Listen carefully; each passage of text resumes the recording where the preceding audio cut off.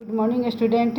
Online tutorial Hindi class lecture 62 में Hindi literature में standard 7th के बच्चों का स्वागत है।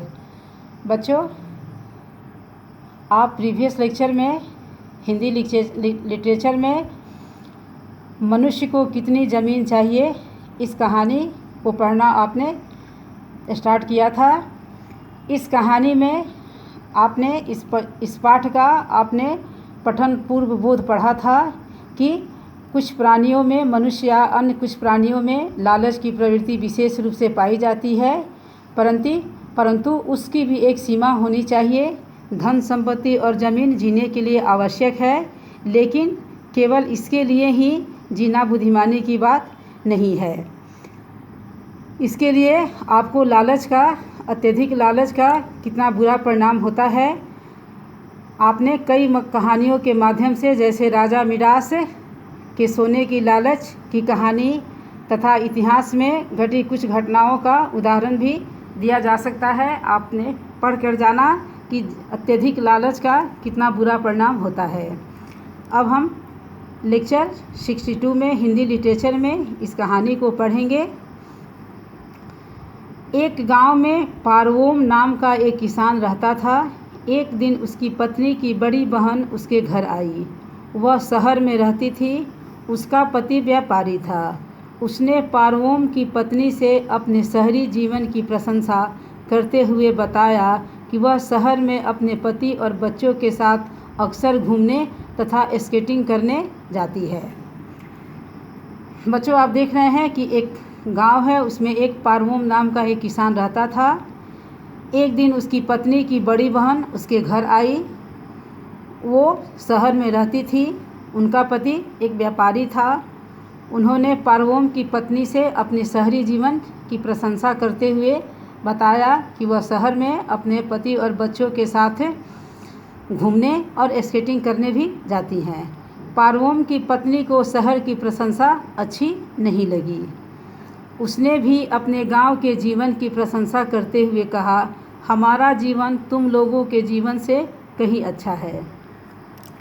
पारवोम की पत्नी की बड़ी बहन शहर की प्रशंसा कर रही है, तो पारवोम की पत्नी को शहर की प्रशंसा अच्छी नहीं लगी, क्योंकि वह गांव में रहती थी।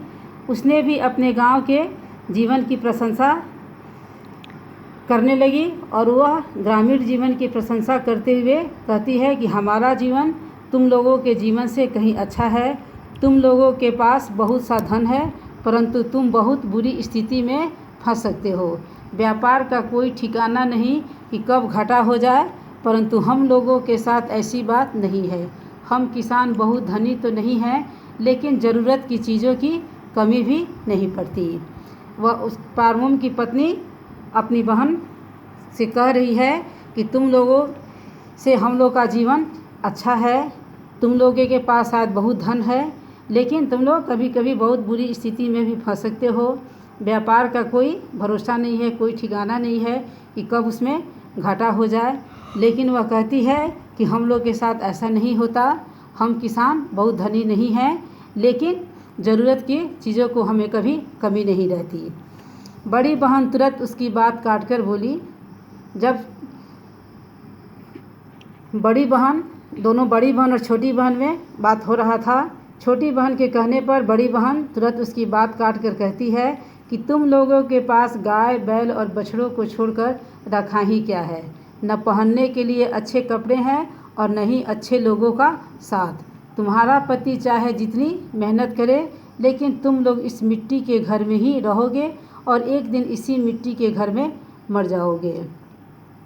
जब छोटी बहन अपनी बड़ी बहन से उसके शहरी जीवन की तुलना में अपने ग्रामीण जीवन को अच्छा बताती है, तो बड़ी बहन तुरंत उसकी बात काट कर कहती है कि तुम लोगों के पास गाय बैल और बछड़ों को छोड़कर क्या रखा है। तुम लोगों को पहनने के लिए अच्छे कपड़े नहीं होते हैं और न अच्छे लोगों का साथ होता है। तुम्हारा पति चाहे जितना भी मेहनत करे, तुम लोग मिट्टी के घर में रहोगे और इसी मिट्टी के घर में मर जाओगे। यह सुनकर पारवोम की पत्नी ने कहा, ऐसी बात नहीं है। हम लोग तुम लोगों से अधिक सुखी हैं। हमारे खेत हमारे अपने हैं। हमें किसी के आगे झुकना नहीं पड़ता, शहर का वातावरण ठीक नहीं है। यह सुनकर पार्वम की पत्नी कहती है कि ऐसी बात नहीं है, हम लोग तुम लोगों से अधिक सुखी हैं।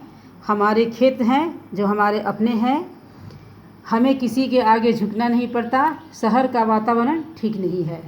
तो बच्चों, आज आप लेक्चर 62 में हिंदी लिटरेचर में आप मनुष्य को कितनी ज़मीन चाहिए, इस कहानी में आपने यहाँ तक पढ़ा कि दोनों बहनों में बात होता है। एक बहन शहर में रहती है, एक बहन गांव में रहती है।